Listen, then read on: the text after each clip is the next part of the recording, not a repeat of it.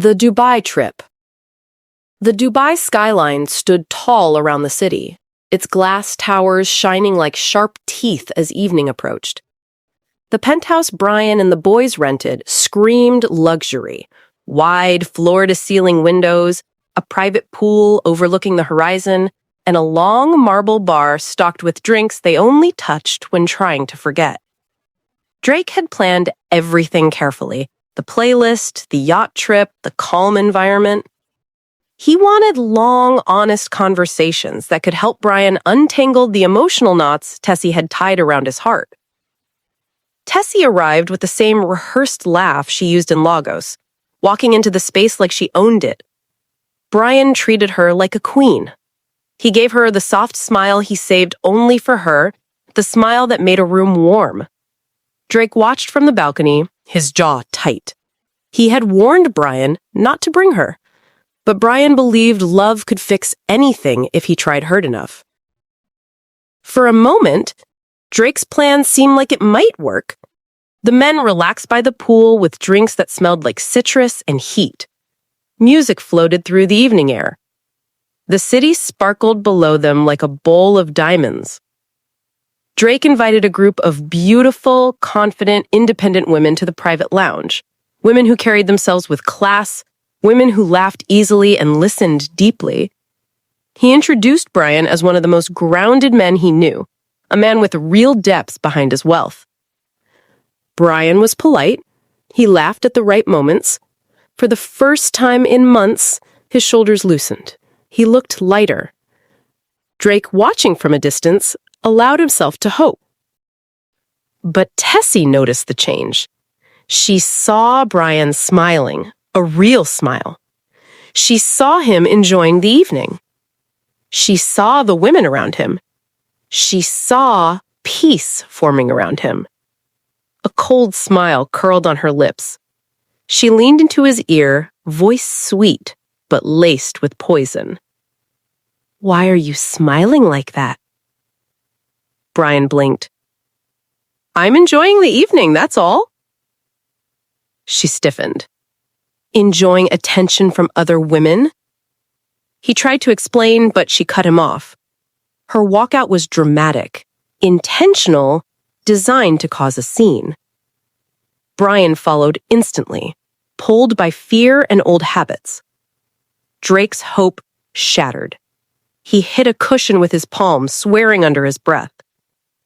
He knew Tessy's patterns well. She always attacked the moment Brian found peace. They returned to the penthouse late. The city outside looked cold and unherring. The next morning, the men were supposed to take the yacht out, the most important part of Drake's plan, a peaceful day on the water, sunshine, laughter, freedom, new connections. Drake knew exactly which women would be there, women who could show Brian what real respect looked like. But everything collapsed with one crooked phone call. Tessy woke up pretending to shake, holding her phone tightly to her ear. She claimed her office had just called. The proposal she had been working on, which was due in 2 weeks, suddenly had to be submitted the next day.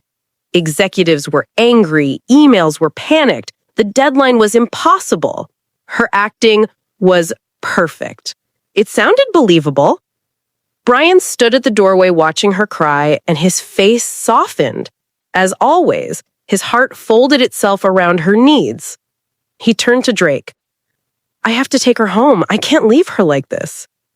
Drake stared at him like the floor had disappeared. "You're joking." Brian shook his head. "She could lose her job." Drake laughed bitterly. "She'll lose something far more important if you keep letting her do this to you. This trip was for you, Brian." Brian stepped back, uncomfortable. "Drake, please stop. She's in trouble." Tessy wrapped her arms around Brian and pressed her face into his, for a camera that Drake didn't know was recording. "Thank you, baby. I knew you'd understand." There was no real gratitude, only strategy. By midday, they were at the airport. The sun slid off the desert like a smooth coin. Brian and Tessy sat close together on the plane. Drake sat alone, staring out the window, watching Dubai shrink beneath them. He felt defeated. He had tried everything to help Brian see his worth, but Tessy always found a way to make everything about herself.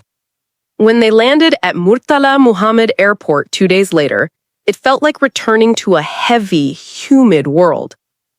Brian carried Tessy's suitcase without thinking. Tessy walked in her heels, wearing her bored, irritated expression. Drake followed behind them, hoping Brian would see the manipulation for what it was. Brian didn't. He remained kind, soft, loyal. But the truth always shows itself.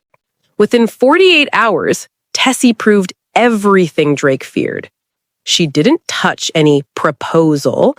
She didn't go to any office. She didn't work on anything. She went to salons, friends gatherings, clubs full of perfume and empty promises. It had all been a lie. One call, one tear, one excuse, and she pulled Brian away from the one chance he had to heal. As they drove back to Ikoyi, Brian held Tessy's hand, whispering comfort into her hair.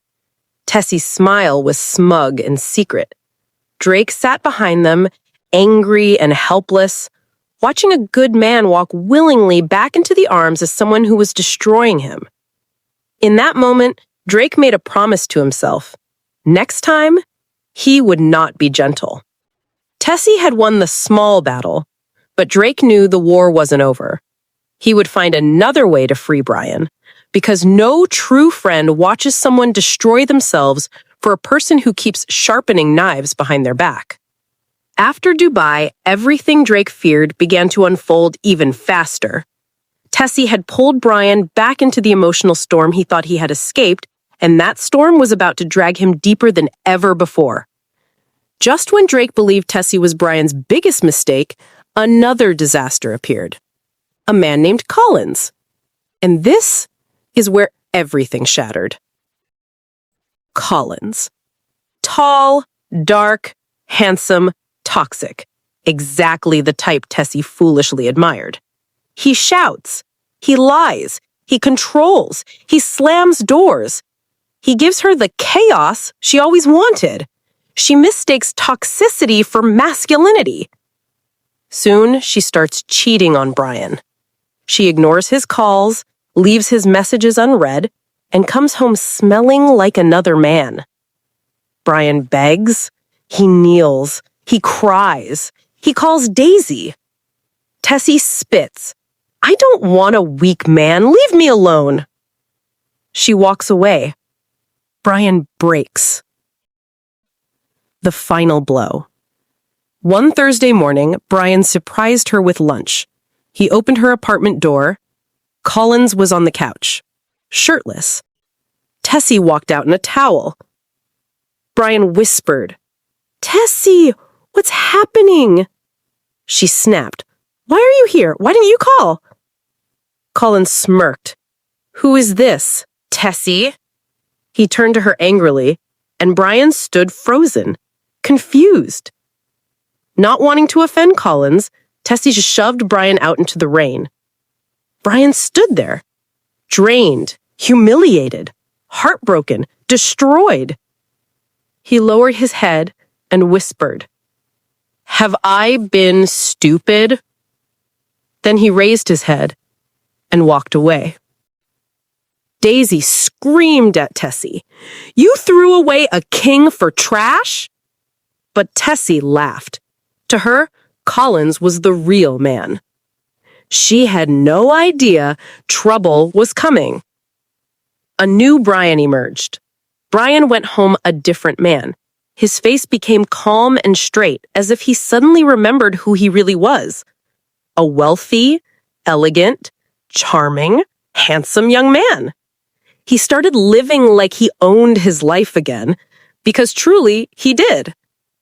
Drake came to visit expecting to see a broken man, but instead he saw the glowing, confident Brian he used to know. Drake smiled in shock. "Bro, what happened to you?" Brian replied, "Isn't this what you've always wanted?" Drake nodded. We're celebrating this. Today. No arguments.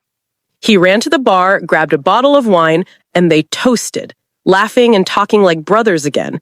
Something they hadn't done since Tessy stepped into Brian's life.